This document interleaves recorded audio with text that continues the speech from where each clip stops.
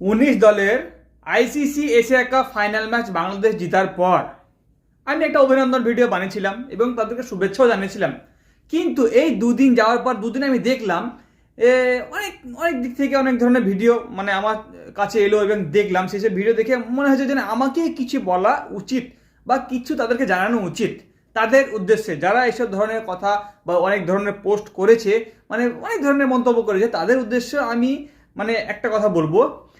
আমারই একটা বন্ধু, আমারই একটা বাংলাদেশি বন্ধু, সে তার ফেসবুকে স্ট্যাটাস দিয়েছে যে 19 দলের আইসিসি এশিয়া কাপ বাংলাদেশ জেতার পর পাশের দেশ থেকে টিভি ভাঙার আওয়াজ আসছে।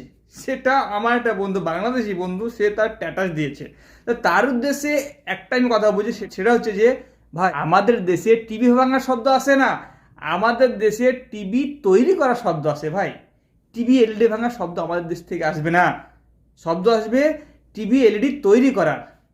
তোমরা জিতেছ, অনেক অনেক শুভেচ্ছা, কিন্তু এটা মনে রেখো 19 দলের ইন্ডিয়ার টিম 8টা এশিয়া কাপ নিয়েছে, তোমরা পরপর 2টো নিয়েছো, অনেক শুভেচ্ছা জানাচ্ছি তোমাদেরকে, কিন্তু 8টা নিয়েছে ইন্ডিয়া, সেটাও মনে রাখতে হবে তোমাকে।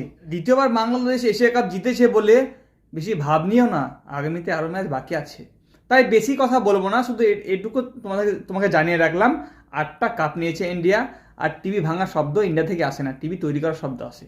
তো বন্ধুরা, আজকের এই ছোট্ট ভিডিওর মধ্যে তোমরা যদি কিছু শিখে থাকো বা কিছু জেনে থাকো, তাহলে কমেন্ট করে জানাও। আর আমার ভিডিওর মধ্যে যদি কেউ নতুন হয়ে থাকো, পেজটা ফলো করে সাথে থাকবে। চলো তাহলে আজকের ভিডিও বলতে টাটা, বাই বাই।